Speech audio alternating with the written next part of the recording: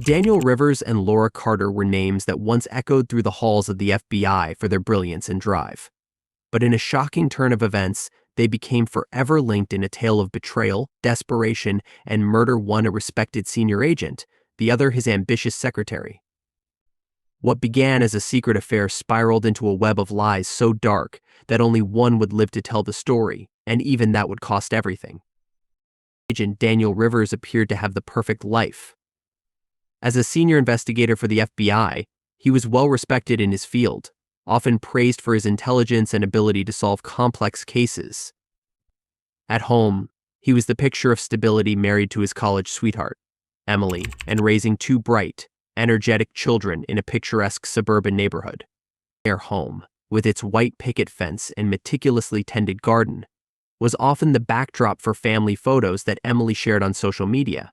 She loved documenting their lives, posting pictures of vacations, holiday celebrations, and Daniel's professional milestones. To the outside world, they were the epitome of happiness and success. However, beneath the carefully curated image lay a hidden reality. Daniel was having an affair with his secretary, Laura Carter. Laura was a strikingly intelligent and ambitious young woman, 10 years younger than Daniel. She had joined the FBI with dreams of making a difference, but had quickly found herself drawn into Daniel's orbit.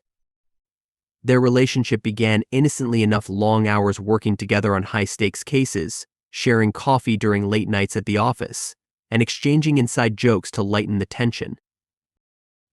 But as their interactions grew more personal, lines were crossed. The occasional lingering glance turned into private lunches, which eventually escalated into stolen moments behind closed doors. What started as a mutual attraction quickly became an intense and clandestine affair. Daniel knew the risks. He was a public figure, bound by the FBI's strict code of ethics and always under scrutiny. Yet, the thrill of the affair and his connection to Laura made him reckless. He justified his actions to himself, convincing himself that he could keep both his marriage and his secret relationship intact. For Laura, the relationship was more than just a fleeting romance. Over time, she grew deeply attached to Daniel, seeing him as her confidant and protector. She believed he would eventually leave Emily and start a new life with her. But Daniel had no intention of abandoning his family. His wife, Emily, had supported him through the highs and lows of his career, and he couldn't bear the thought of losing the stability she provided or the respect of his peers. As the months passed, Laura began to express her frustrations. She hinted that their relationship couldn't continue without a commitment from him. Daniel dismissed her concerns, reassuring her with vague promises that only fueled her expectations. At the same time, he grew increasingly paranoid. He knew Laura's ambitious nature and feared she might take drastic measures if she felt betrayed. Daniel became hyper-vigilant, erasing text messages, avoiding calls at home, and creating elaborate excuses for his absences. But no matter how careful he was, the weight of his double life was beginning to crack his polished exterior. For a man trained to detect deception, Daniel had become the embodiment of it. He was playing a dangerous game, one that could only end in disaster. Daniel's double life began to spiral out of control when he received an email that sent a jolt of panic through his carefully constructed world. The subject line was nondescript, simply reading for your eyes only, but its contents were anything but ordinary. Attached were screenshots of intimate text messages he had exchanged with Laura, along with grainy but unmistakable photos of the two of them meeting at a secluded restaurant weeks earlier. The message was anonymous, but the tone was clear: whoever sent it wanted him to act, and fast. The ultimatum was simple: end your marriage within a month, or the evidence would be sent to Emily and the FBI. For a man whose life was built on control, Daniel suddenly felt powerless. At first, he convinced himself it was an outsider, perhaps a private investigator hired by someone suspicious, or a random hacker who stumbled upon their secret. But the details in the email were too specific, too intimate. Only one person could have compiled such a damning portfolio: Laura herself. Daniel's shock quickly turned to anger. He had trusted Laura to keep their relationship private, to understand the stakes.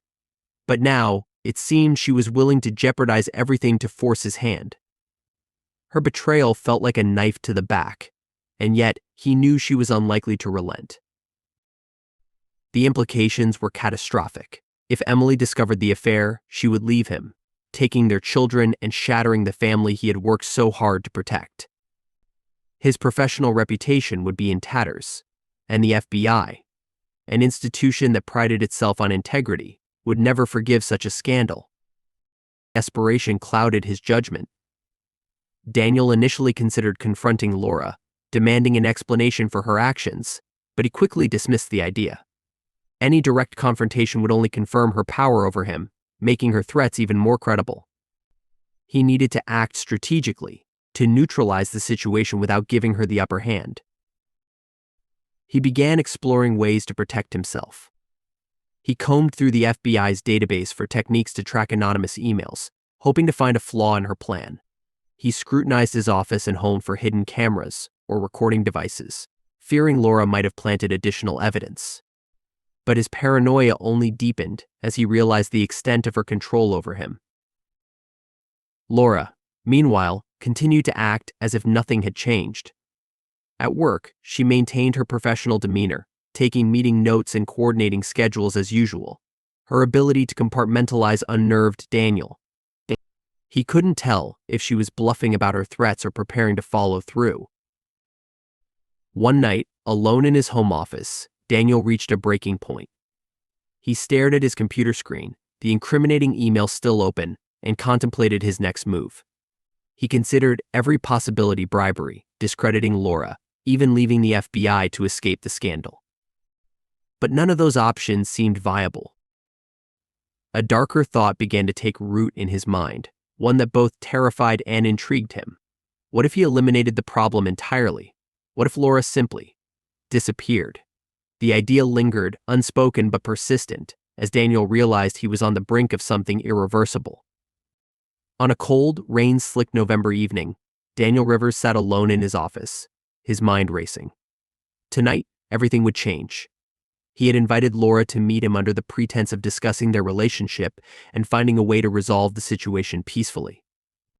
But Daniel had no intention of talking. His decision was made. That day, Daniel had crossed a line he never imagined possible. Utilizing his FBI connections, he had obtained a vial of a highly potent toxin, typically used in covert operations. It was virtually undetectable in standard autopsies, designed to mimic natural causes of death like a heart attack or stroke. He told himself this was the only solution, the only way to protect his family and career. As the rain tapped against the office windows, Daniel rehearsed his plan over and over in his mind. The toxin was carefully mixed into a bottle of red wine he had brought to soften the mood glasses were set out, the scene arranged to look casual. He envisioned how the evening would unfold. Laura would drink the wine, collapse, and he would stage the scene as a tragic suicide. The note he had forged earlier, a desperate admission of guilt and heartbreak, was tucked into his desk drawer, ready to be placed by her body. At precisely 9 p.m., Laura arrived. She was wearing a dark trench coat, her hair damp from the rain. Her usual confidence was replaced by a nervous energy, though she masked it with a tight smile. Daniel greeted her, careful to appear calm and composed. He offered her a seat and poured them both glasses of wine, watching intently as she lifted her glass to her lips. The moment she took her first sip, time seemed to slow. Laura's expression shifted from calm to confusion, and then to alarm. She gasped, clutching her throat, and tried to stand, but her legs gave out beneath her. Daniel watched, frozen, as she collapsed to the floor, her body convulsing violently. This wasn't how he had envisioned it. He had expected a quick, silent end, not this horrific scene. Panic surged through him as he realized the situation was spiraling out of control. He crouched beside Laura, his hands trembling, unsure of what to do. Her body jerked one final time, then went still. Daniel stood up, his breath ragged, and began implementing the next phase of his plan. He retrieved the forged suicide note from his desk and placed it beside her body. He wiped down the wine bottle and glasses, erasing any fingerprints. But just as he was about to finish staging the scene, the door to his office creaked open. He turned sharply and froze. It was the janitor, carrying a mop and bucket, his eyes widening in horror as he took in the scene before him. For a brief moment, neither of them moved. Then, the janitor dropped his mop and bolted. Daniel's heart sank. He hadn't planned for this. The clean, seamless narrative he had constructed was now irreparably shattered. In a state of rising panic, Daniel debated his next move. The janitor was a loose end, a witness who could unravel everything. But chasing him down now would only draw more attention. Instead, Daniel focused on covering his tracks as best he could, though he knew deep down that the situation was spiraling out of control. By the time he left the office that night, rain still pouring outside, he was no longer the composed FBI agent who once believed he could control any situation. He was a man who had crossed into uncharted darkness, with no way to turn back. The janitor's anonymous call to the police set off a chain reaction that Daniel Rivers could no longer control. By the time the authorities arrived at the FBI office, Daniel's attempts to stage the scene were glaringly insufficient. Laura's body lay awkwardly on the floor, her expression frozen in terror. A stark contrast to the calm suicide narrative Daniel had tried to fabricate. The first responders immediately noticed inconsistencies. The supposed suicide note, while emotionally charged, didn't match the tone of Laura's recent correspondences with colleagues or friends. Her phone, retrieved from her bag, showed no signs of distress or self-harm tendencies in her messages or online activity. The wine glass next to her body bore her fingerprints, but curiously, none were found on the bottle itself, a detail that raised eyebrows. Daniel was quickly notified about the unfolding investigation, as any death on FBI premises was a matter of immediate concern. He feigned shock and sorrow, playing the role of a devastated colleague, but inside, he was unraveling. He knew his actions had left behind threads that could be pulled, and each one threatened to expose the truth. The investigation was handed over to an internal FBI team, a move that terrified Daniel even more. He knew the capabilities of his peers, many of whom had worked alongside him on high-profile cases. They were trained to spot lies, dissect evidence, and unravel even the most complex deceptions. Now, they were focused on unraveling his. The autopsy results were the first major blow. While the toxin Daniel had used was designed to be nearly undetectable, forensic examiners noted unusual anomalies in Laura's system. Her sudden death and the absence of any pre-existing conditions didn't align with natural causes. This prompted a deeper analysis, which flagged the possibility of foul play. Surveillance footage from the FBI office provided the next damning piece of evidence. Although there were no cameras inside Daniel's office, the hallway footage showed Laura entering late that evening and never leaving. Worse, it showed Daniel exiting alone hours later, looking visibly shaken. Investigators began piecing together a timeline that placed him as the last person to see her alive. As scrutiny intensified, Daniel's colleagues noticed subtle changes in his behavior. He was more withdrawn, less confident, and often distracted during meetings. These cracks in his composure didn't go unnoticed. Quietly, whispers began circulating among the team. The janitor, still fearful for his safety, initially resisted coming forward.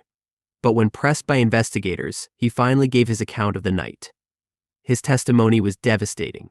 He described walking in on Daniel standing over Laura's body, the panic on his face unmistakable. While the janitor couldn't explain what had happened before he arrived, his statement further solidified Daniel's involvement. As the walls closed in, Daniel's once unshakable facade crumbled. The very skills he had honed over decades in law enforcement, his ability to detect lies, manipulate narratives, and control situations were now being used against him. Every piece of evidence, every inconsistency, every misstep was building a case that pointed directly to him. Daniel knew it was only a matter of time before the truth came to light. And as the investigation pressed forward, he realized that the meticulously constructed life he had fought so hard to protect was about to come crashing down around him. Daniel Rivers was arrested 2 weeks after Laura Carter's death, the culmination of an investigation that had methodically dismantled his web of lies. When FBI agents arrived at his home in the early hours of the morning, Emily Rivers stood in stunned silence as her husband was handcuffed and led away. The man she had trusted and loved for over 2 decades was now accused of murder, a revelation that shattered her world. The trial that followed was a national spectacle, drawing intense media scrutiny. The case of a senior FBI agent accused of killing his secretary to conceal an affair had all the ingredients of a scandal: power, betrayal, and murder. News outlets ran headline after headline dissecting every sordid detail, from the secret relationship to the dramatic fallout that led to Laura's death. Prosecutors built a damning case against Daniel, presenting a mountain of evidence that painted him as a manipulative and desperate man. The surveillance footage, autopsy results, and the janitor's testimony were all pivotal. But the most incriminating piece was the forged suicide note. Handwriting experts determined it was written by Daniel, not Laura, confirming his attempt to stage the scene. The prosecution argued that Daniel, fearing exposure of his affair, had lured Laura to his office under false pretenses and poisoned her. They portrayed him as a man driven by fear and ego, willing to commit murder to preserve his reputation and career. Daniel's defense team tried to shift the narrative, portraying Laura as emotionally unstable and suggesting that her death might have been an accident or a suicide. They claimed Daniel had panicked upon finding her lifeless body, leading to his clumsy attempt to stage the scene. But this argument faltered under the weight of the evidence.